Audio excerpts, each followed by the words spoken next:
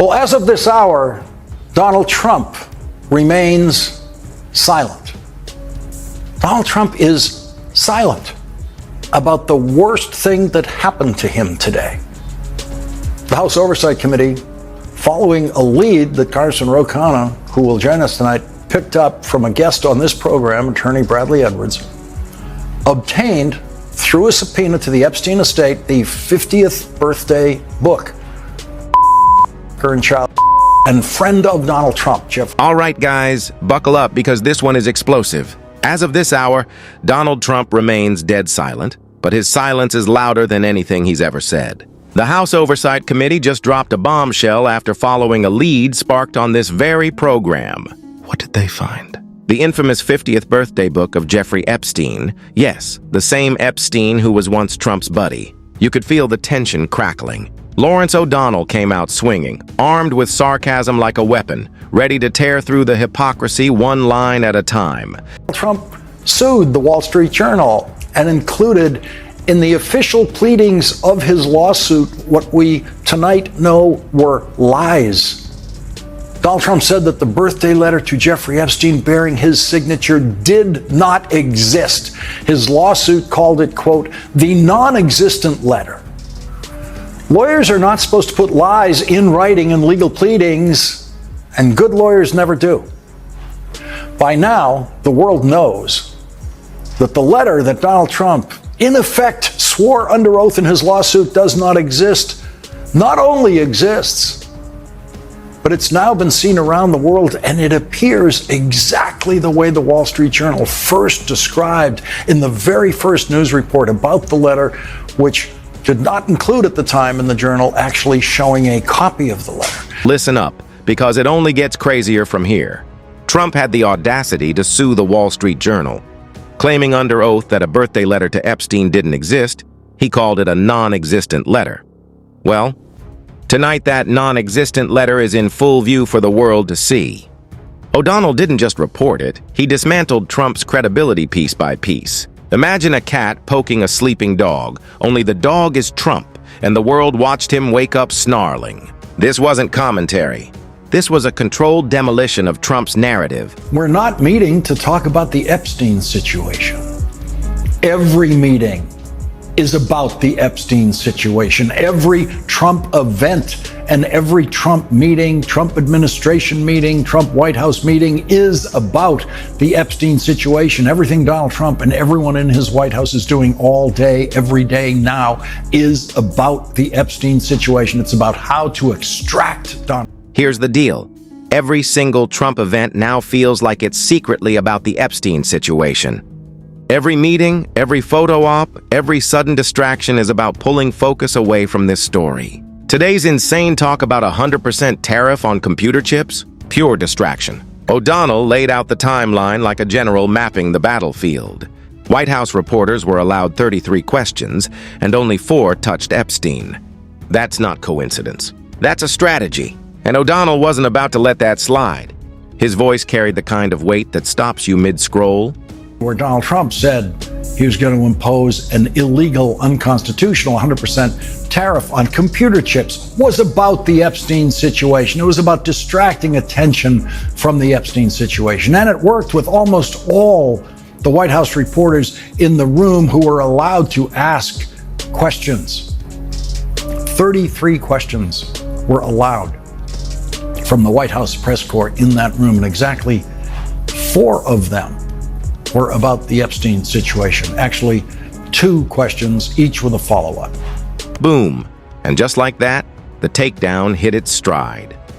O'Donnell's delivery was surgical. Each pause was a countdown, each smirk a detonation. Trump, who built his brand on reality TV theatrics, was suddenly playing defense. For once, someone wasn't yelling or tweeting at him. They were dissecting him with calm, devastating precision.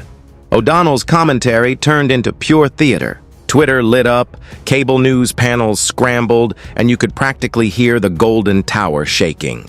This wasn't an argument. This was a masterclass in public evisceration. Squiggly Donald below her waist, mimicking pubic hair. Inside the outline of the naked woman was a typewritten note styled as an imaginary conversation between Trump and Epstein, written in the third person. Donald, we have certain things in common. Jeffrey. Jeffrey, yes, we do, come to think of it. Donald, enigmas never age. Have you noticed that? Jeffrey, as a matter of fact, it was clear to me the last time I saw you. And just when you thought it couldn't get better, O'Donnell pulled out the receipts. Graphic details, typewritten notes, even Epstein's creepy commentary got dragged into the light. The audience leaned in. This was fireworks, but instead of colors, egos were exploding. Trump's earlier statements, so smug when first delivered, now sounded hollow. O'Donnell knocked them down like dominoes. Watching Trump scramble mentally was like watching someone dodge a falling piano. Impressive for a second, then completely tragic. The audience wasn't just informed, they were entertained. Breaking Jeffrey Epstein news picks up where last night's breaking Jeffrey Epstein news left off. Congressman Robert Garcia, the top-ranking Democrat on the House Oversight Committee, joined us last night after his committee conducted a 4-hour closed-door deposition of the worst Attorney General Donald Trump got confirmed by the Senate in his first term as president, William Barr. The Republican chairman of the Oversight Committee, James Comer, suggested last night that William Barr testified that Donald Trump did nothing wrong with Jeffrey Epstein. Congressman Garcia. Now here's where it gets savage. Social media turned the moment into a cultural event. Memes erupted like a volcano. GIFs looped O'Donnell's smirks, and even people who never cared about politics were suddenly glued to the drama. Late-night hosts picked it up. Commentators replayed it endlessly, and everyone agreed. This was one of the most devastating intellectual smackdowns in recent memory. And the best part? O'Donnell didn't raise his voice once. He let the facts do the damage, and the internet turned the aftermath into digital confetti. Hanging over the edge of your shoes. We can only wonder if the White House would have ever admitted that Donald Trump's blood circulation is insufficient if not for the telephoto lenses of White House photographers zooming in on the ankles Donald Trump now wants no one to see. On Friday in Alaska, Vladimir Putin's 72-year-old ankles showed none of the mileage of Donald Trump's ankles. And yesterday, Donald Trump made sure no one was going to be able to compare his ankles to a French president's ankles or a German chancellor's or a British prime minister's. And so the Resolute desk became the perfect place to... By this point, Trump's response, or lack of one, became its own spectacle. Awkward tweets, panicked gestures, desperate attempts to spin the narrative all landed with a thud. Meanwhile, O'Donnell sat back like a chess grandmaster who'd just delivered checkmate. The memes kept coming, the hashtags stayed trending, and the world laughed at the contrast between Trump's noise and O'Donnell's calm, methodical takedown. The Oval Office desk itself became a metaphor, Trump hiding behind it, but unable to hide from the truth. 78-year-old man also said, I run the country and the world. And now, imagine if Joe Biden had done just one of those things. There would have been 4-inch headlines about cognitive decline.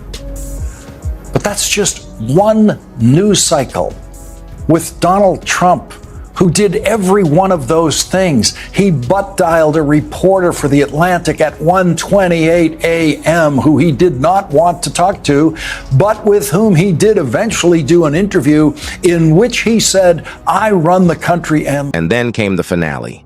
O'Donnell didn't just crush Trump. He turned the whole thing into performance art. Each clip felt like poetry in motion. Each reaction online amplified the impact. This wasn't just about politics, it was about the power of timing, logic, and wit. The internet crowned O'Donnell the king of controlled destruction. When the dust settled, everyone knew they had witnessed something historic, a moment where intellect triumphed over bluster and sarcasm became sharper than any sword. Mic drop. Game over. Have repeatedly captured Donald Trump's swollen ankles over the last month. The White House released a statement saying that the swollen 79-year-old ankles were a symptom of chronic venous insufficiency. That's one of the ways a lifetime of McDonald's junk food catches up with you. One of the places those Big Macs are going to show up is in the ankles, hanging over the edge of your shoes.